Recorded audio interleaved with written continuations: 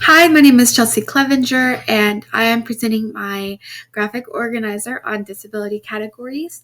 I have it presented here below. I have the description. I have academic, social, and communication skills and how they are affected. I have the differentiated instruction, and then technology that will be used. So for the first one and the first category I have is autism. Autism is a developmental disorder that affects the ability of a person to communicate and interact with others. This category affects a student's social skills when talking and communicating with others, and it also affects reading and writing skills. For my differentiated instruction, I will break up the task that is given to a student and provide students with visual help sheets, like visual cues that they can use to reference. I will also have centers for the students to visit during small group time, so they will be able to rotate through different activities. Um, for technology, students will be able to use digital library that will read to them. That way the students can listen to the books through the audiobooks. And I will use a resource called Epic Books. This is a virtual resource for virtual books, and it has plenty of audio options for students as well. I will do turn and talk activities to support the students' communication and engagement, because when they're doing their epic books, they have to answer questions. So those turn and talks will be helpful for answering those questions. Next is deaf blindness. This is another disability category that I chose. The disability category is a combination of hearing and vision loss. The category affects a student's ability to read and write. The student will have trouble communicating with others because they might not be able to hear them. For the differentiated instruction, the students will be provided a Braille book instead of regular books, and the students will have pre-printed material of the lesson in Braille. That way they can keep up with what the teacher is saying and what the teacher is doing. And then I will also provide extended time for the student to do activities, so they'll have extra time to complete what needs to be done. And then finally, for the technology, the students will have Braille displays that they can write essays for their class.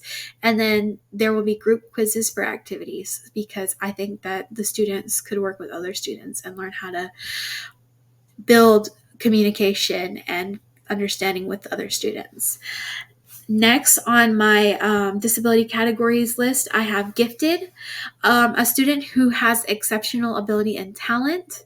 This category can affect a student's ability to communicate with others. Some students may have difficulty communicating with their peers due to missing social skills. Um, I plan on for my differentiated instruction. There it is. For my differentiated instructions, I will have a tiered assignment for students. So students who are gifted will be pushed further in the assignment. So it'll be tiered for tier 1 students, and they will have more like that'll go into their assignment. I'll have project-based learning for all students, and I will pair gifted students up so that way they can increase their knowledge and skill levels. And then finally, I will have a virtual app called Prodigy to push the gifted students further. Prodigy is a very useful app for math and ELA, and it helps them so that they can learn new skills and work harder towards building upon the skills that they already have. And then finally, I will have a think, pair, share moments and activities for students to do. That way they can share amongst their peers and help those peers learn a little bit more. Next is the emotional behavioral disorder. This is a category dealing with emotions and behavior. This disorder causes individuals to have extreme difficulties with emotions and behavior. Students with this disability can have difficulty with communication of emotions and social skills. For my differentiated instruction, students will be allowed monitored breaks. Students will have clear rules and expectations and boundaries. This is very important for students. And then I will have a behavior plan in place for that student. That way the student will work towards finding strategies to keep calm and continue working. And then finally, for technology that I will use Class Dojo to reward positive behavior through dojo points. This will create a positive reinforcement for the students. And then for the student. Finally, We will work on calm down strategies that can help the student calm themselves down when they are upset or overwhelmed. And then the last one is intellectual disability. And this is a disability that affects the ability to acquire knowledge and skills.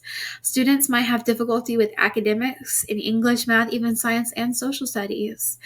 For this differentiated instruction, I have students will have assignments or exams read to them depending on their accommodations, because some accommodations don't allow for that. And then I will provide easily obtainable deadlines for the students, and I will do hands-on activities that will support student learning and growth. And then for technology, I will present lessons in a number of ways. For examples, I will have videos that are targeted towards what the students will be learning.